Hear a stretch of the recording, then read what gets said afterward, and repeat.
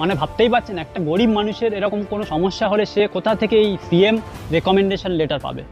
একবার ভেবেই দেখুন ওয়েস্ট বেঙ্গলের অবস্থা কী। শেষ পর্যন্ত এসএসকেএম হসপিটালেই ভর্তি করানো হয়, কিন্তু হাত থেকে অনেক টাইম বেরিয়ে যায়। গভর্নমেন্ট হসপিটালের স্টাফ সহ ডক্টরস এত লেজি হয়ে পড়েছে যে এদের মধ্যে মানবতা শেষ হয়ে গেছে। একবার ভেবে দেখুন আপনার শহরে কোনো গভর্নমেন্ট হসপিটাল আছে, আর যে হসপিটালে রোজ কত পেশেন্ট আসে তাদের শারীরিক সমস্যা নিয়ে।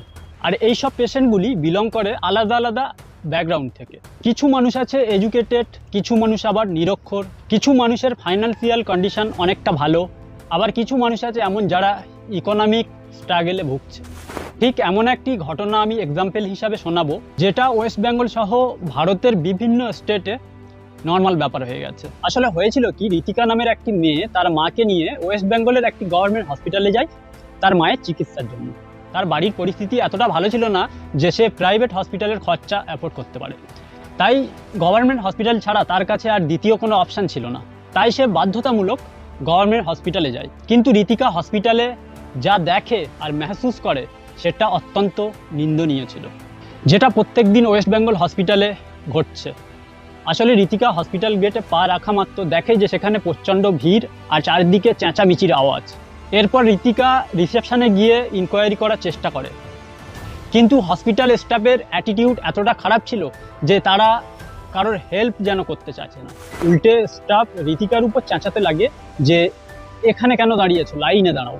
অনেক মুশকিলের পর যখন ঋতিকার লাইন এলো ডক্টরের কাছে যাওয়ার, তো ঋতিকা তার মাকে নিয়ে ডক্টরের রুমে যায়। ঋতিকা সেখানে গিয়ে দেখে যে ডক্টরের আচরণ আরও বেশি খারাপ। ডক্টর তার মায়ের কোনো চেক আপ করেনি, শুধুমাত্র একটি প্রেসক্রিপশন লিখে দেয়, তাও পুরোপুরি সমস্যা না শুনে। ঋতিকা বুঝে যায় যে ডক্টর সরকার যাকে মাসে বেতন দিচ্ছে আমাদের মতো ওয়েস্ট বেঙ্গলের মানুষের ট্যাক্সের টাকায়, আসলে সেই ডক্টর আমাদের সমস্যা শুনতেই চায় না। ডক্টর শুধুমাত্র ফর্মালিটি পুরো করছে।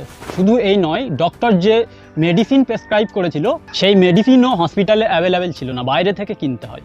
পরে জানা যায় যে এই সব মেডিসিনের ব্ল্যাক মার্কেটিং হচ্ছে। হসপিটালের কিছু মেডিসিন যেগুলি পেশেন্টকে ফ্রিতে পাওয়া উচিত ছিল, সেই মেডিসিন বাইরে বিক্রি হচ্ছে, সেখান থেকে পেশেন্টকে টাকা দিয়ে কিনতে হচ্ছে। ওয়েস্ট বেঙ্গলে এমন অনেক মানুষ আছে যারা প্রতিনিয়ত গভর্নমেন্ট হসপিটালে এমন ঋতিকার মতো সমস্যার ফেস করে। এই ওয়েস্ট বেঙ্গল গভর্নমেন্ট হসপিটালে শুধুমাত্র মেডিসিন স্ক্যাম নয়, এছাড়াও টেস্ট স্ক্যামও প্রচুর লেভেলের বেড়ে গেছে। গভর্নমেন্ট হসপিটালে এমন অনেক টেস্ট আছে যেগুলি একেবারে ফ্রি বা সাবসিডাইজ রেটে হয়, কিন্তু হসপিটালের কিছু মেম্বার্স মিলে পেশেন্টকে বাইরের মার্কেটে পাঠায় এইসব টেস্টগুলি করতে, যেখানে পেশেন্টের কাছ থেকে পুরো টাকা উসুল করা হয়। যে টেস্ট হসপিটালে 100 থেকে 200 টাকায় হয়ে যাওয়া উচিত ছিল, সেই টেস্টের জন্য ল্যাব 1000 থেকে 1500 টাকা চার্জ করে। আর এই টাকার মধ্যে হসপিটাল মেম্বার্সদের কার্ডও যুক্ত থাকে। বিশেষ করে রুরাল এরিয়া থেকে আসা যেসব পেশেন্ট, তাদেরকে হসপিটাল যা ইচ্ছে বুঝিয়ে দেয়। X-ray, CT scan, MRI, even blood টেস্টও ইনিশিয়ালি ডিলে করা হয় হসপিটাল দ্বারা। আর পেশেন্টকে বলা হয় যদি দ্রুত রিপোর্টস চাও তাহলে বাইরে থেকে করিয়ে নাও। যেহেতু হসপিটালে ফ্রিতে টেস্ট হচ্ছে, তাই পেশেন্টের টেস্ট স্যাম্পেল ভালোভাবে অ্যানালাইসিস করা হয় না। তাই গভর্নমেন্ট হসপিটালের রিপোর্ট সর্বদা নির্ভুল হওয়াটা অনেকটা কঠিন ব্যাপার হয়ে দাঁড়ায়। ওয়েস্ট বেঙ্গলে ম্যাক্সিমাম গভর্নমেন্ট হসপিটালের ডক্টরসদের উপর অ্যালিগেশন লাগে এমন যে পেশেন্টকে ইগনোর করা হয়েছে, ইভেন পেশেন্টের অবস্থা তখন অত্যন্ত সিরিয়াস। টাইমস অফ ইন্ডিয়ার এই আর্টিকেলটি দেখুন, 29 সেপ্টেম্বর 2024। 30 বছর বয়সী একজন মহিলা রঞ্জনা সাউ, হাওড়ার রেসিডেন্ট। তার মা জানায় যে আমার মেয়ে গত মঙ্গলবার থেকে জ্বর এবং লুজ মোশনে ভুগছিল। সে তার শ্বশুরবাড়ির কাছে লিলুয়ার জগদীশপুর প্রাথমিক স্বাস্থ্যকেন্দ্রে যায় ট্রিটমেন্টের জন্য।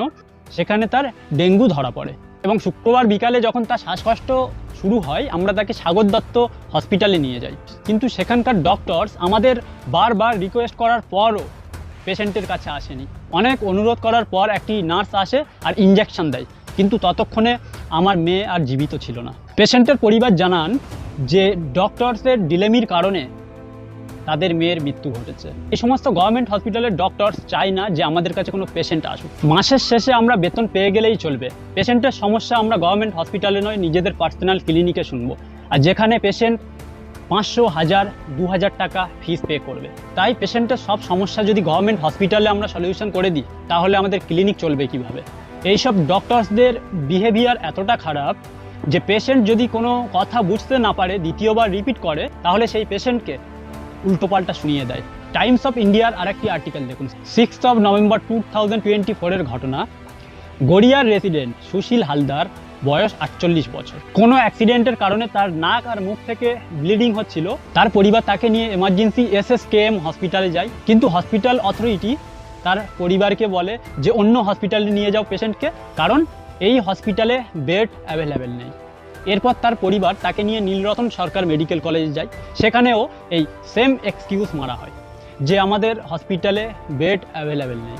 আবারও তার ফ্যামিলি বাধ্য হয়ে ক্যালকাটা ন্যাশনাল মেডিকেল কলেজে যায়, আর সেখানেও বাহানা মারা হয়। এরপর ফ্যামিলি কোনোভাবে CM রেকমেন্ডেশন লেটার জোগাড় করে, তারপর SSKM হসপিটালে তাকে ভর্তি নেওয়া হয়। মানে ভাবতেই পারছেন, একটা গরিব মানুষের এরকম কোনো সমস্যা হলে সে কোথা থেকে এই CM রেকমেন্ডেশন লেটার পাবে? একবার ভেবেই দেখুন ওয়েস্ট বেঙ্গলের অবস্থা কী। তো এরপর SSKM হসপিটালে তার ট্রিটমেন্ট শুরু হয়, কিন্তু দুর্ভাগ্যবশত তাকে বাঁচানো সম্ভব হয়নি। হয়তো এই 3টি হসপিটাল যখন ঘোরে, প্রথমবারেই যদি SSKM হসপিটাল তাকে অ্যাডমিশন দিয়ে দিত তাহলে হয়তো তাকে বাঁচানো সম্ভব হতো। 3টি হসপিটাল ঘোরার পর শেষ পর্যন্ত SSKM হসপিটালেই ভর্তি করানো হয়, কিন্তু হাত থেকে অনেক টাইম বেরিয়ে যায়। প্রথমেই SSKM হসপিটালে যদি ট্রিটমেন্ট চালু হতো তাকে বাঁচানো সম্ভব হতো। গভর্নমেন্ট হসপিটালের স্টাফ সহ ডক্টরস এত লেজি হয়ে পড়েছে যে এদের মধ্যে মানবতা শেষ হয়ে গেছে। আপনি যদি আপনার আশেপাশে সার্ভে করেন তাহলে এমন অনেক প্রুফ পাবেন যে যারা গভর্নমেন্ট হসপিটালে যায় প্রতিনিয়ত হসপিটাল স্টাফ, নার্স ও ডক্টরস তাদের সঙ্গে কেমন ট্রিট করছে। ডক্টরসের ডিলেমির কারণে পেশেন্টকে কতটা সমস্যার সামনা করতে হয়। সাধারণ গরিব মানুষ যে পড়তে লিখতে পারে না, সে হসপিটালের প্রসিজার আর নিজের হেলথ রাইটসের ব্যাপারে জানে না। কখনো কখনো হসপিটাল স্টাফ ও ডক্টরসের বিহেভিয়ার এতটা খারাপ হয় এই সব মানুষের প্রতি, তারা এই সমস্ত পেশেন্টকে অপমান করে সে যদি নিজের হেলথ কন্ডিশনের ব্যাপারে জানতে চায়। আজকের ওয়েস্ট বেঙ্গল গভর্নমেন্ট হসপিটালের অবস্থা এতটা খারাপ যে পেশেন্ট ও পেশেন্ট ফ্যামিলি প্রচণ্ড সমস্যার ফেস করছে।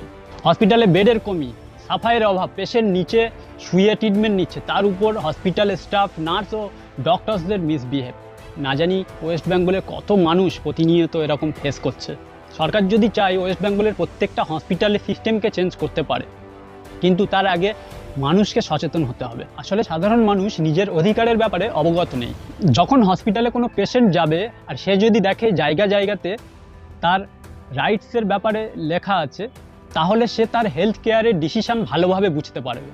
এতে ডক্টরের সঙ্গেও ভালোভাবে কানেক্ট হতে পারবে পেশেন্ট। দেখুন, পেশেন্ট যখন দেখবে যে হসপিটালের ওয়ালের গায়ে পেশেন্টের সমস্ত অধিকারের ব্যাপারে লেখা আছে, আর এরপর সে যদি দেখে যে হসপিটালে আমার হক মারা হচ্ছে, তাহলে সে কমপ্লেন ফাইল করতে পারে। আর এই কমপ্লেনকে শোনার জন্য সরকারকে একটি স্পেশাল কমিটি তৈরি করা উচিত, যে কমিটি যত দ্রুত সম্ভব ইনভেস্টিগেশন ও অ্যাকশন নেবে। এর জন্য যদি সেন্ট্রাল ইন্টারভেনশনেরও প্রয়োজন হয় তো তাই হোক, কিন্তু সাধারণ মানুষ তাদের অধিকার থেকে যেন বঞ্চিত না হয়। Waiting room, toilet, emergency room, medicine counter, doctors room, এই সব জায়গাতে পেশেন্টের অধিকার হাইলাইট করা থাকবে। আর এগুলি এমনভাবে থাকবে যেন ইজিলি পেশেন্টের দৃষ্টি আকর্ষণ করে। আর সাথে সাথে এটাও মনে রাখবেন, আপনিও কোনোভাবে হসপিটাল স্টাফ, নার্স ও ডক্টরসের সঙ্গে খারাপ আচরণ করবেন না। আপনি লিগ্যাল প্রসেস ফলো করবেন। যদি আপনার মনে হয় আপনার ফান্ডামেন্টাল রাইটসকে হনন করা হয়েছে হসপিটাল স্টাফ বা ডক্টরস দ্বারা, তো এই ব্যাপারে আপনাদের মতামত কি? কেমন হওয়া উচিত ওয়েস্ট বেঙ্গল গভর্নমেন্ট হসপিটালের সার্ভিস? কমেন্ট করে অবশ্যই জানাবেন। তো আজকের জন্য এই পর্যন্ত, দেখা হবে নেক্সট একটি ভিডিওর সঙ্গে।